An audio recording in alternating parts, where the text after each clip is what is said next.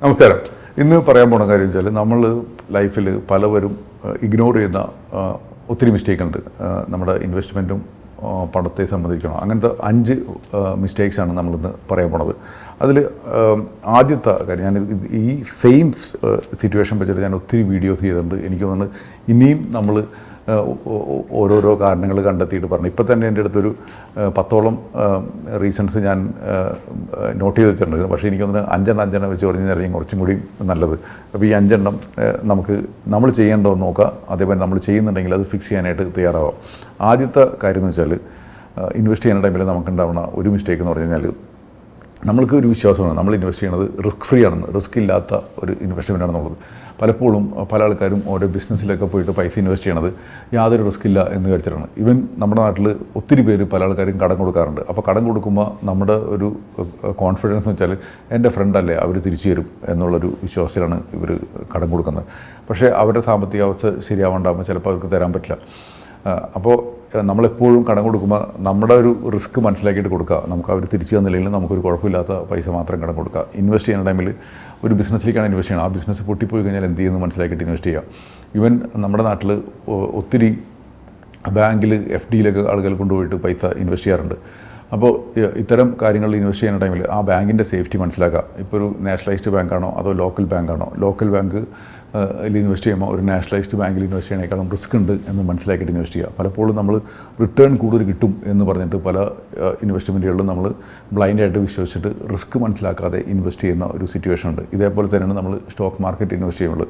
നമുക്കിപ്പോൾ ഡെറിവേറ്റീവ്സിൽ ഇൻവെസ്റ്റ് ചെയ്യുക, ട്രേഡ് ചെയ്യുക, ഡെയിലി ഇൻകം ഉണ്ടാക്കാനൊക്കെ പറഞ്ഞിട്ട് പലരും ഇൻവെസ്റ്റ് ചെയ്യും. അത് അത്ര നോളജ് ഉള്ളവർക്ക് പറ്റും. പക്ഷേ നമ്മളൊരു ഇനീഷ്യൽ ടൈമിൽ നമുക്ക് ആ നോളജോ നമുക്ക് അത് ചെയ്യാനുള്ള സമയമോ ഇല്ലയെന്നുണ്ടെങ്കിൽ നമുക്കത് ചിലപ്പോൾ ചെയ്യാൻ പറ്റില്ല. അപ്പോൾ എപ്പോഴും ഏതൊരു ഇൻവെസ്റ്റ്മെൻറ്റിലും റിസ്ക് ഉണ്ടെന്ന് മനസ്സിലാക്കുക.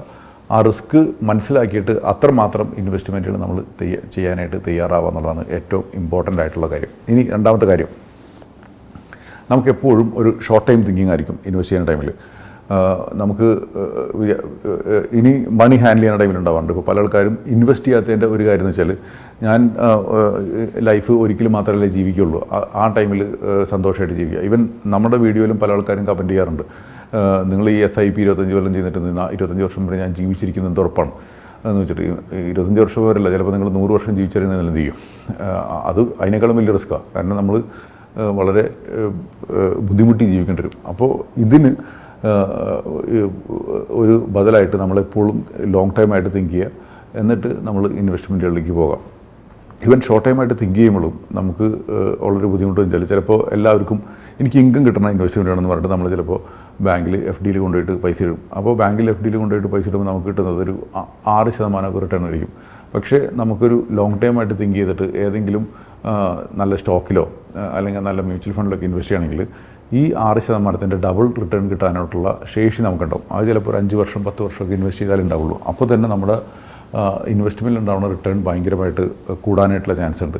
പക്ഷേ ഈ ഒരു ഷോർട്ട് ടൈം തിങ്കിങ്ങിൻ്റെ പേരിൽ നമ്മൾ ഇത്തരം ഒരു വെൽത്ത് ക്രിയേഷൻ മോഡലിൽ നമ്മൾ ഇൻവെസ്റ്റ് ചെയ്യാനായിട്ട് മടിക്കുകയും, അങ്ങനെ നമുക്കൊരു ലോങ്ങർ ടൈമിൽ, നമ്മുടെയൊക്കെ റിട്ടയർമെൻറ്റ് ടൈമിൽ, നമ്മൾക്കൊക്കെ ഒരു ഏജ് ആകുന്ന സമയത്ത് പലപ്പോഴും റിഗ്രറ്റ് ചെയ്യാനായിട്ടുള്ള ഒരു സിറ്റുവേഷൻ ഉണ്ടാവും. അപ്പോൾ എപ്പോഴും ഷോർട്ട് ടൈം തിങ്കിങ് ഇൻവെസ്റ്റ്മെൻറ്റിൽ മണി ലൈഫിൽ ഒഴിവാക്കിയിട്ട് ഒരു ലോങ് ടൈം തിങ്കിങ് ചെയ്യുക എന്ന് പറഞ്ഞിട്ട് ഷോർട്ട് ടൈമിനെ എപ്പോഴും ഇഗ്നോർ ചെയ്യണം എന്നല്ല പറഞ്ഞത്.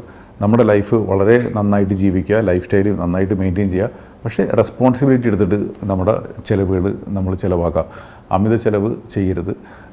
അതേപോലെ തന്നെ പിശുക്കിയും ജീവിക്കരുത്. ഈ ഒരു ബാലൻസ് ചെയ്തിട്ട് നമുക്ക് മണി ലൈഫ് മാനേജ് ചെയ്യണമെങ്കിൽ വളരെ നന്നായിരിക്കും.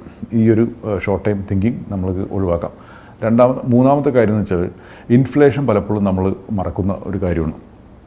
നമ്മൾക്ക് ഏറ്റവും സിമ്പിളായിട്ട് പറഞ്ഞു കഴിഞ്ഞാൽ, നമ്മൾ പഠിച്ചിരുന്ന ടൈമിൽ ഡിഗ്രിക്ക് എത്ര രൂപ കൊടുത്തു? ചിലപ്പോൾ എൻ്റെയൊക്കെ എക്സാമ്പിൾ പറഞ്ഞെങ്കിൽ, ഡിഗ്രിക്ക് ഒരു വർഷം ഞാനൊരു സ്പോർട്സ് കോട്ട സ്റ്റുഡൻ്റ് ആയതിൻ്റെ പേരിൽ 750 രൂപ കൊടുത്തിട്ടാണ് ഞാൻ പഠിച്ചിരുന്നത്. ഇക്കാലത്ത് ഏതെങ്കിലും ഡിഗ്രി ഒരു വർഷത്തെ ഫീസ് 750 രൂപ കൊടുത്തിട്ട് പഠിക്കാൻ പറ്റുമോ? ഇപ്പോൾ മിനിമം ഒരു 1 ലക്ഷം 2 ലക്ഷം രൂപ. ഇപ്പോൾ ഞാൻ പഠിച്ച കോഴ്സാണ് BBA പഠിച്ചിരുന്നത്. അപ്പോൾ എനിക്ക് ഒരു വർഷത്തെ ഫീസ് എന്ന് പറഞ്ഞാൽ ഇപ്പോൾ ഏകദേശം ഒരു സെമസ്റ്ററിന് 30,000 രൂപയ്ക്ക്. അപ്പോൾ എത്ര രൂപ വ്യത്യാസം വന്നു? ഈ ഒരു കാര്യം അടുത്ത 10 വർഷത്തിലും 15 വർഷത്തിലും നടക്കും. അപ്പോൾ നമ്മുടെ കുട്ടികൾക്ക് വേണ്ടിയിട്ട് നമ്മൾ ഇൻവെസ്റ്റ് ചെയ്യുന്ന സമയത്ത് എഡ്യൂക്കേഷന് വേണ്ടിയിട്ടാണ് ഇൻവെസ്റ്റ് ചെയ്യണമെന്നുണ്ടെങ്കിൽ definitely inflation play a big role. Even അത് വേണ്ട, നമ്മുടെ ലൈഫ് സ്റ്റൈൽ എല്ലാ ദിവസവും മാറിക്കൊണ്ടിരിക്കുകയാണ്. ഇപ്പോൾ ഏറ്റവും സിമ്പിളായിട്ട് ഞാനിതിന് മുന്നും പറഞ്ഞിട്ടുള്ളത്, കല്യാണം കഴിക്കണേക്കാളും മുന്നേ എനിക്ക് തട്ടുകടയിൽ പോയിട്ട് ഭക്ഷണം കഴിക്കായിരുന്നു. പക്ഷേ കല്യാണം കഴിച്ചപ്പോൾ പിറ്റേ ദിവസം എനിക്ക് സെയിം ഫുഡ് AC റെസ്റ്റോറൻറ്റിൽ നിന്ന് കഴിക്കാൻ പറ്റുള്ളൂ. അപ്പോൾ സെയിം ഫുഡിന് കൊടുത്ത പൈസ 3 ഇരട്ടി കൊടുക്കേണ്ട ഒരു അവസ്ഥ വരെയാണ്. അതും എൻ്റെ ഇൻഫ്ലേഷനാണ്. അപ്പോൾ ഒരു ദിവസം കൊണ്ട് എൻ്റെ ഇൻഫ്ലേഷൻ മാറിയത്.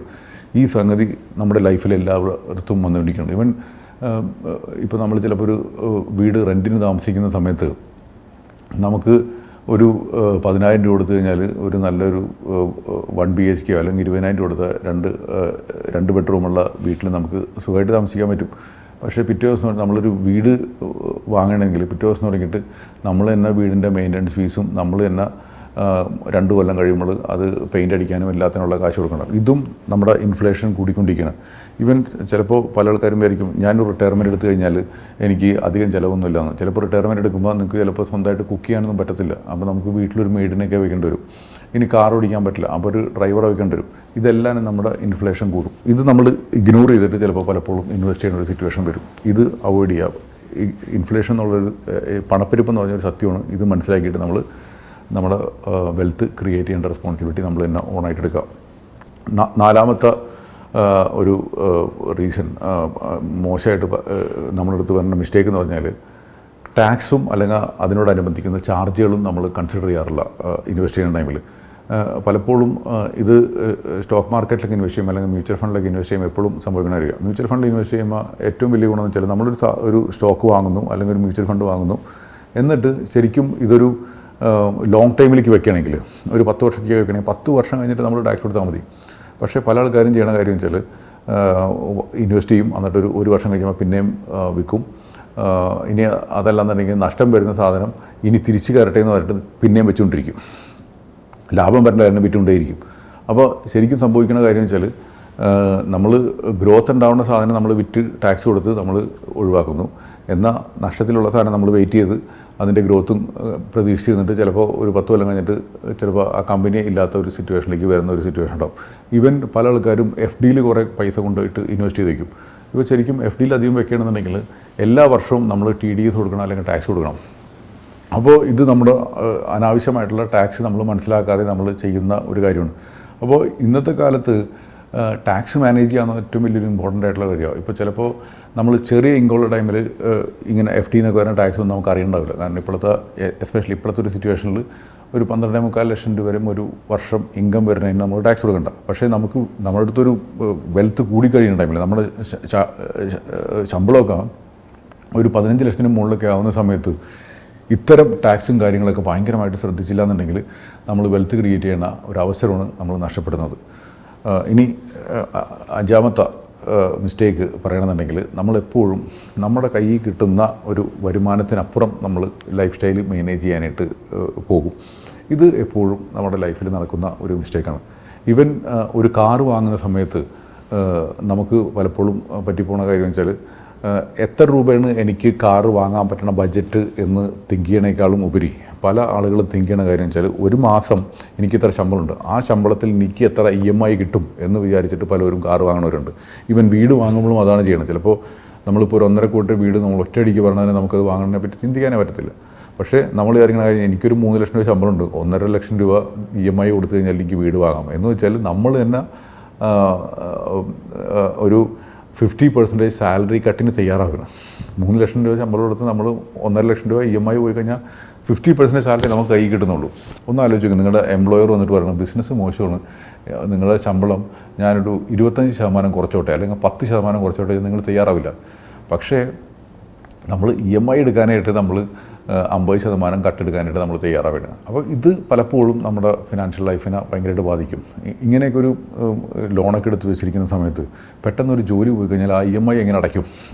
ഇതൊക്കെ മനസ്സിലാക്കിയിട്ട് ഒന്ന് പ്ലാൻ ചെയ്തിട്ട് വേണം നമ്മൾ ചെയ്യാനായിട്ട്. അപ്പോൾ കയ്യിൽ കിട്ടുന്ന പൈസ എത്രയാണെന്ന് മനസ്സിലാക്കുക, അതിന് ഒതുങ്ങുന്ന രീതിയിൽ നമ്മൾ അഫോർഡബിലിറ്റിക്ക് അനുസരിച്ചിട്ട് പൈസ മാനേജ് ചെയ്യുക എന്നുള്ളത് ഭയങ്കര ഇമ്പോർട്ടൻ്റ് ആയിട്ടുള്ള കാര്യമാണ്. ഇന്ന് പറഞ്ഞ ഈ 5 കാര്യങ്ങൾ ആരെങ്കിലും മിസ്റ്റേക്കുകൾ ചെയ്യുന്നുണ്ടെങ്കിൽ കമൻറ്റ് ചെയ്യുക. ഇനി അതല്ല ഇത് വളരെ എഫക്റ്റീവായിട്ട് മാനേജ് ചെയ്യണമെങ്കിൽ അതും കമൻറ്റ് ചെയ്യുക. ഈ വീഡിയോ എല്ലാവർക്കും ഉപകാരപ്രദമായിരിക്കുന്നു. ഇതിനെക്കുറിച്ച് എന്തെങ്കിലും ക്വസ്റ്റ്യൻസ് ഉണ്ടെങ്കിൽ ചോദിക്കുക. ഇനി അതല്ല, നിങ്ങൾക്ക് ഏതെങ്കിലും മണി റിലേറ്റഡ് ക്വസ്റ്റ്യൻസ് ഒക്കെ ഉണ്ടെങ്കിൽ നമ്മുടെ നമ്പറിൽ ഓഫീസിൽ വിളിക്കുക. എൻ്റെ ടീം മെമ്പേഴ്സ് നിങ്ങളെ ഹെൽപ്പ് ചെയ്യാനായിട്ട് തയ്യാറായിരിക്കും. Thank you so much.